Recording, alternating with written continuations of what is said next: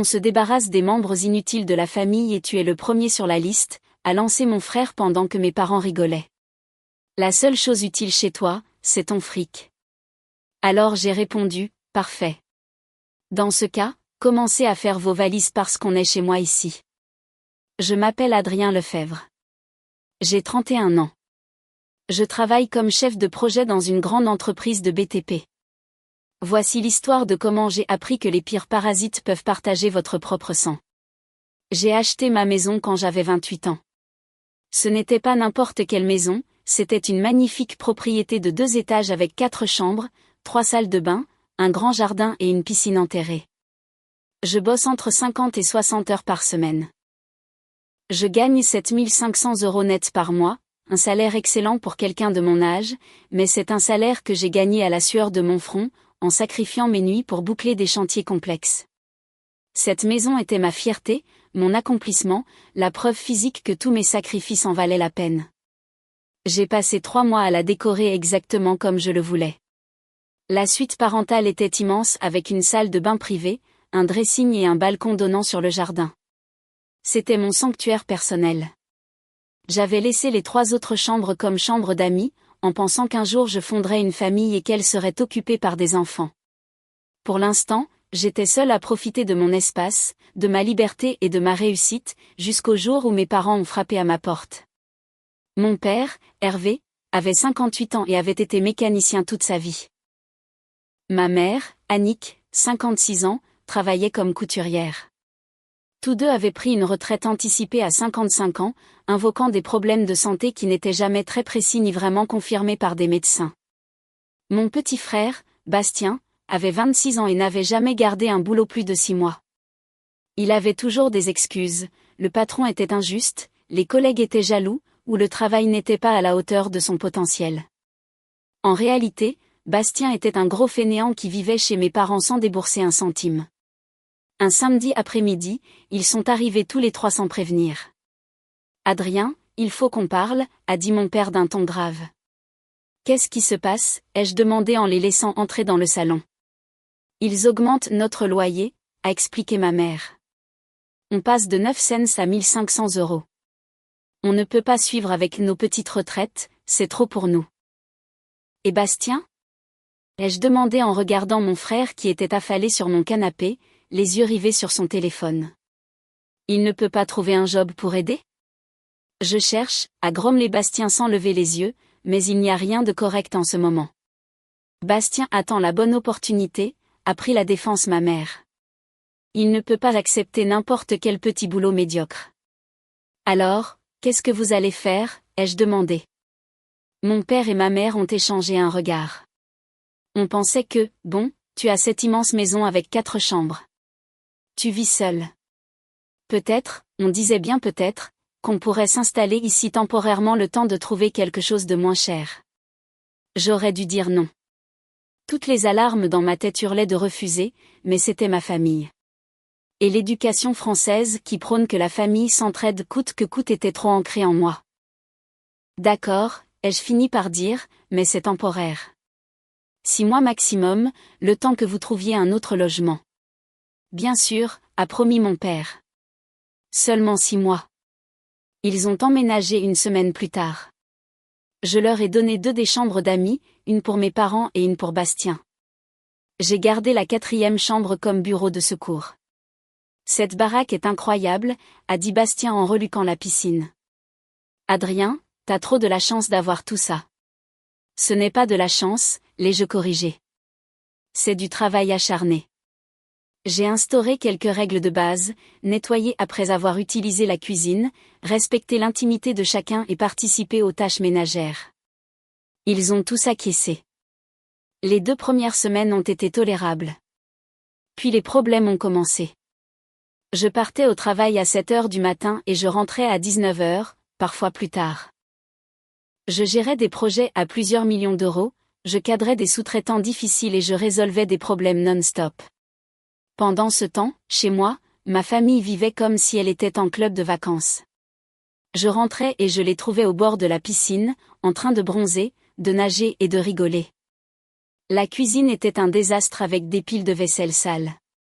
Le salon était jonché de sacs de fast-food. Est-ce que vous pourriez nettoyer après avoir mangé, ai-je demandé après la 2e semaine. On se détend, là, a répondu Bastien. Tu pourras le faire plus tard, de toute façon tu ne rentres jamais tôt du boulot. Je rentre à 19h, ai-je dit, ce n'est pas tôt quand on a une journée de dingue derrière soi. N'exagère pas, Adrien, a ajouté mon père.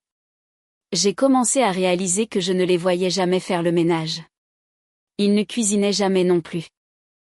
Ils commandaient sur Uber Eats avec ma carte bancaire qu'ils m'avaient empruntée sans permission.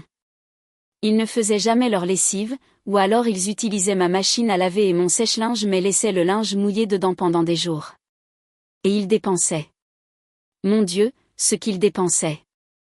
Ma facture d'électricité, qui était normalement de 120 €, est montée en flèche à 380 €.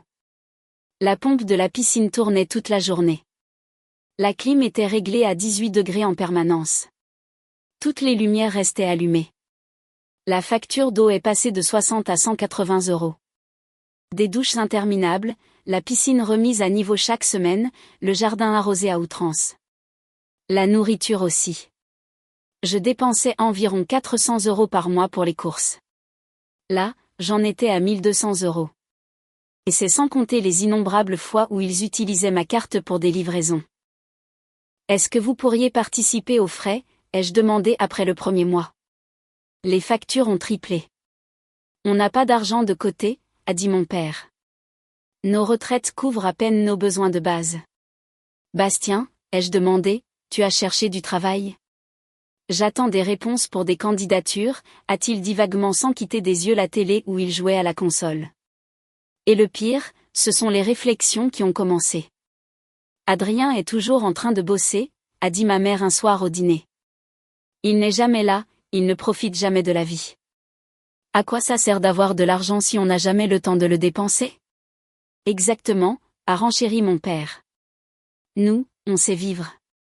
Regarde-nous, on profite de chaque jour, on est relax, on est heureux.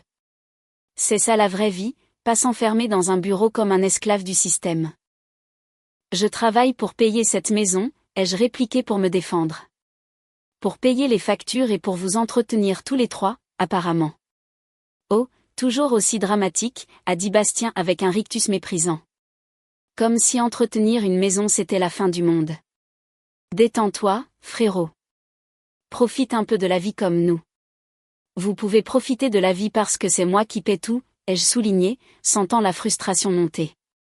Tu es tellement aigri, a dit ma mère en secouant la tête. Tu as toujours été quelqu'un de froid. C'est pour ça que tu n'as pas de copine, tu sais. Personne n'a envie d'être avec quelqu'un d'aussi obsédé par le travail et l'argent. Ces mots m'ont fait plus de mal que je ne voulais l'admettre parce qu'ils avaient raison sur un point, je n'avais plus de vie sociale. Tout mon temps passait dans le travail et maintenant à entretenir 3 adultes parfaitement capables qui refusaient de faire quoi que ce soit de productif. Les 6 mois temporaires se sont transformés en 8 mois, puis 10, puis 1 an. Quand est-ce que vous allez chercher votre propre appartement, ai-je demandé au 11e mois. Pourquoi, a demandé mon père. On est bien ici. Tu as plein de place. C'est quoi le problème? Le problème, c'est que c'était censé être temporaire, ai-je dit. La famille aide la famille, Adrien, a dit ma mère.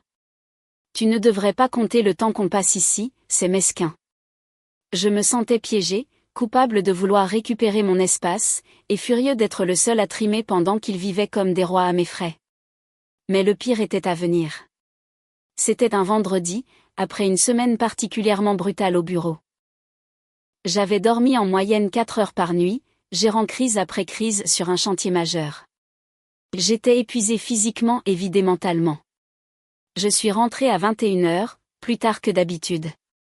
Tout ce que je voulais, c'était prendre une douche et m'écrouler dans mon lit. Je suis monté à l'étage vers ma suite parentale, j'ai ouvert la porte et je suis resté pétrifié. Ma chambre était complètement différente. Mes meubles avaient été remplacés par ceux de mes parents. Mon lit avait été changé pour leur lit king size. Mes vêtements n'étaient plus dans le dressing. C'est quoi ce bordel, ai-je marmonné, totalement perdu. Je suis ressorti dans le couloir et je suis allé vers l'une des chambres d'amis, celle qu'occupaient mes parents. J'ai ouvert la porte et j'ai trouvé toutes mes affaires emballées dans des cartons.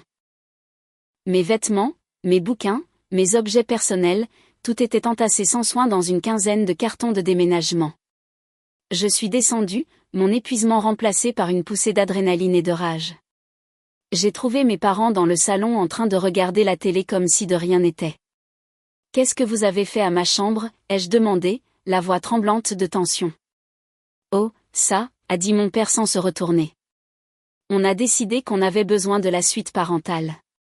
C'est plus grand, il y a une meilleure salle de bain et comme on est deux, c'est plus logique que ce soit nous qui l'ayons. »« Quoi ?» ai-je dit, certain d'avoir mal entendu. « Vous avez déplacé toutes mes affaires sans me demander mon avis ? » ?»« Adrien, ne sois pas gamin, » a dit ma mère. « C'est juste une chambre. »« C'est ma chambre dans ma maison, » ai-je explosé. « Vous ne pouvez pas prendre mes affaires et les bouger sans ma permission. »« Putain, quel drame, » a dit Bastien en descendant les escaliers. Il avait apparemment entendu les cris. « Frérot, c'est juste une pièce. Détends-toi. »« Ce n'est pas juste une pièce, » ai-je dit, sentant la rage bouillir. « C'est ma chambre dans la maison que j'ai achetée. »« Techniquement, » a dit Bastien avec un sourire narquois, « la famille partage, non ? Et franchement, frangin, on a discuté. On en est venu à une conclusion. » Quelque chose dans son ton m'a mis en état d'alerte maximale. Quelle conclusion ? Bastien a regardé nos parents qui ont hoché la tête. Puis il m'a regardé avec une expression que je ne peux décrire que comme du pur mépris. « On se débarrasse des membres inutiles de la famille, » a-t-il dit lentement, savourant chaque mot. « Et tu es le premier sur la liste. » Le silence qui a suivi était total. Je suis resté là, paralysé, essayant de digérer ce que je venais d'entendre. « Quoi ?» ai-je fini par bafouiller. « Tu m'as très bien entendu, » a continué Bastien, prenant clairement du plaisir. « On a décidé que tu n'apportais rien de vraiment précieux à cette famille. Tout ce que tu fais, c'est bosser, bosser, bosser. Tu n'es jamais présent. Tu ne passes jamais de temps avec nous. Tu es ennuyeux, obsédé par ton taf, tu n'as pas de vie sociale ni d'amis. La seule chose utile chez toi, c'est ton fric, » a ajouté mon père avec un rire cruel. Mes parents ont ri. Ils ont vraiment ri, comme si c'était une blague hilarante. Exactement, a approuvé ma mère en souriant. Tu fournis l'argent, ce qui est utile, on ne va pas mentir. Mais en tant que personne, en tant que fils, en tant que frère, tu es fondamentalement inutile. Tout ce que tu fais, c'est te plaindre des factures, du ménage, du travail. C'est épuisant d'être avec toi. Alors, on a décidé qu'il était temps pour toi de partir, a dit Bastien en croisant les bras. On a déjà emballé tes affaires. Tu peux les prendre aujourd'hui. Trouve-toi un studio ou un truc du genre. Nous, on reste ici, c'est notre place. Je les ai juste fixés, incapables de réaliser ce que j'entendais. Ma propre famille, mon propre sang, me virait de ma propre maison, et ils rigolaient. Quelque chose en moi a craqué. Pas de tristesse, mais avec une clarté absolue. Toute la rage, le ressentiment et la frustration des derniers mois se sont cristallisés en un moment de calme parfait. Parfait, ai-je dit, ma voix devenant dangereusement basse. Parfait, a répété Bastien, s'attendant clairement à plus de résistance. Oui, parfait, ai-je dit en les regardant chacun droit dans les yeux. Premièrement, commencez à rassembler vos affaires et à faire vos valises parce qu'on est chez moi ici. C'est à mon nom. C'est moi qui paie le crédit. C'est moi qui paie toutes les factures. Et vous n'êtes rien d'autre que des locataires à titre gratuit que je viens de décider d'expulser. Le sourire de Bastien s'est évanoui. Mes parents sont devenus livides. Deuxièmement, ai-je continué en sortant mon téléphone, je coupe immédiatement tous les virements mensuels que j'avais la bêtise de vous verser. C'est fini. Et je bloque tous les paiements automatiques que j'avais mis en place pour vous. Adrien, a commencé mon père en se levant. Je n'ai pas fini, ai-je dit d'une voix d'acier.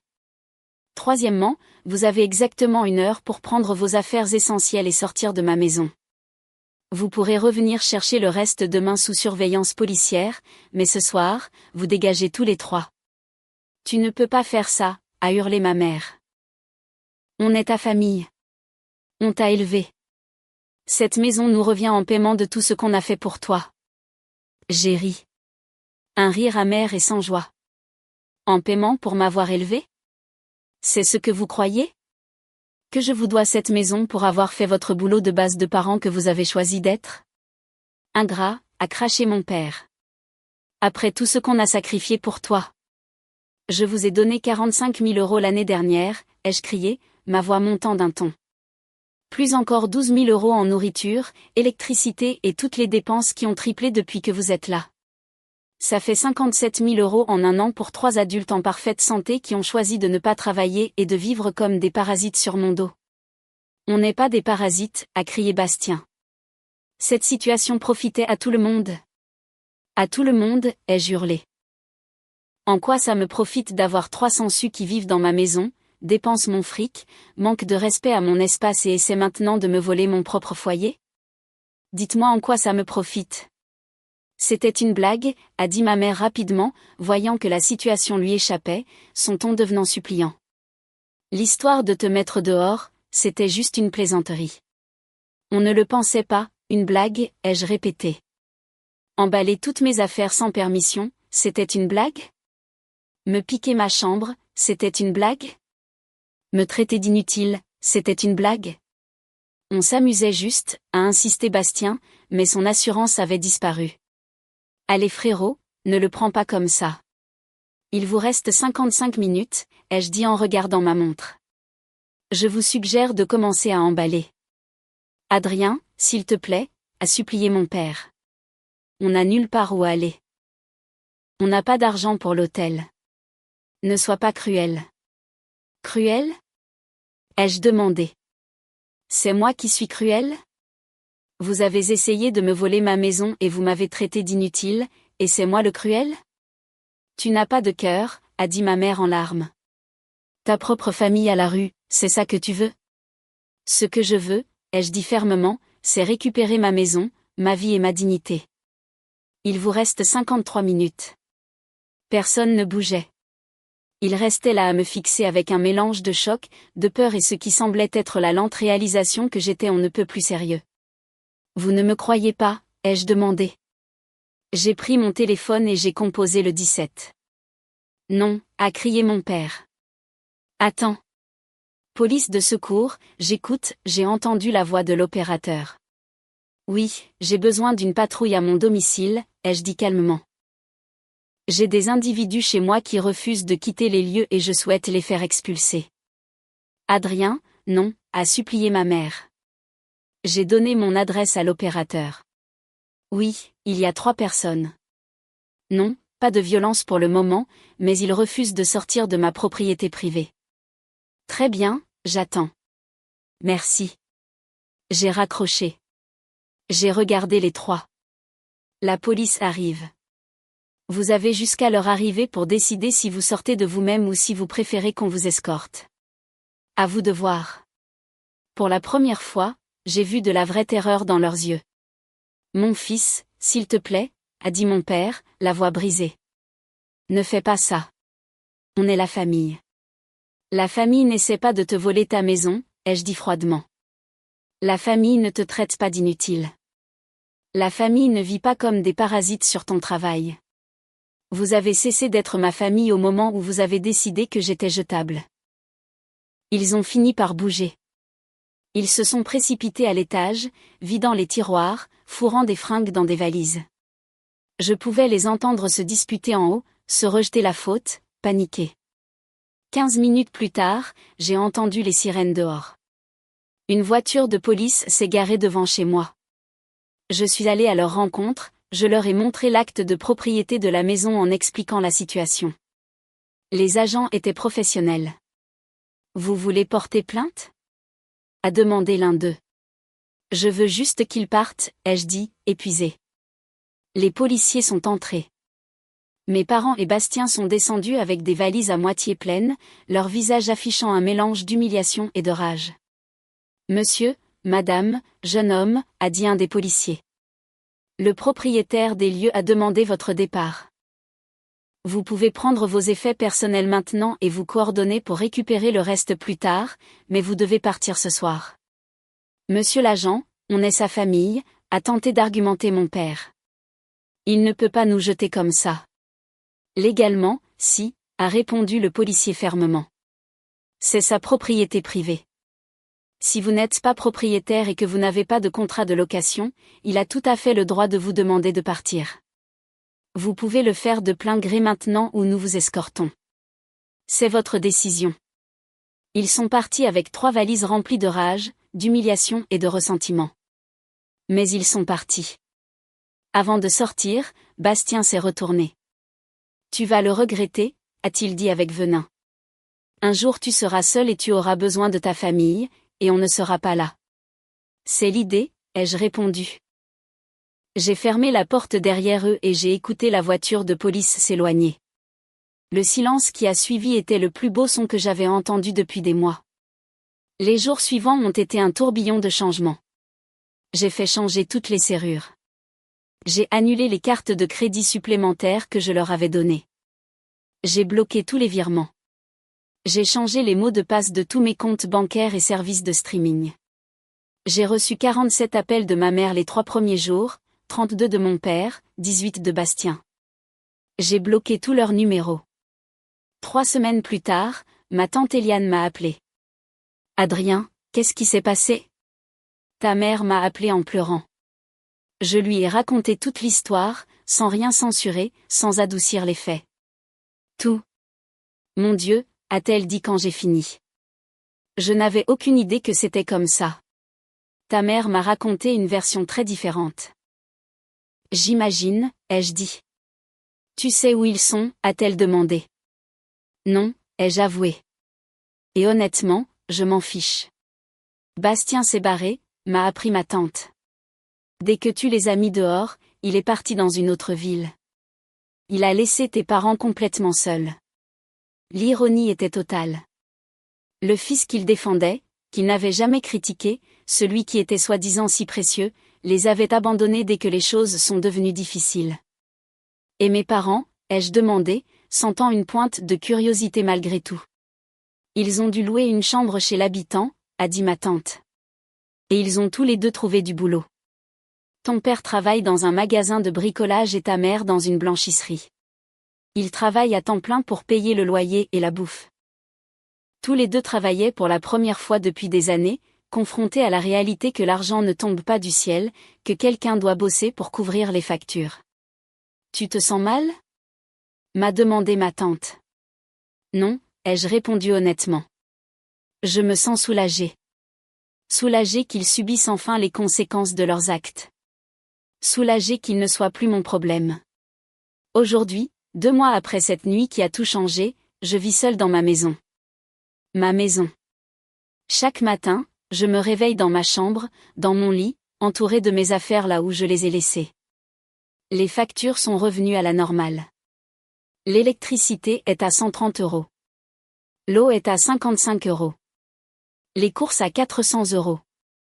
Mon compte en banque recommence à grimper. J'ai la paix. Le silence quand je le veux. L'ordre dans mon espace. La liberté de vivre chez moi sans me sentir comme un invité ou, pire, comme un distributeur automatique de billets. Est-ce que ma famille me manque? Non. L'idée d'avoir une famille me manque parfois, mais j'ai appris quelque chose d'important. La famille dans laquelle on est n'est pas toujours celle que l'on mérite. Parfois, la meilleure famille est celle que l'on se construit soi-même, faite d'amis fidèles et de gens qui vous apprécient pour ce que vous êtes, et non pour ce que vous pouvez leur donner. Ma maison est à nouveau mienne. Ma vie est à nouveau mienne. Et je suis enfin libre. Et cette liberté, il s'avère qu'elle n'a pas de prix.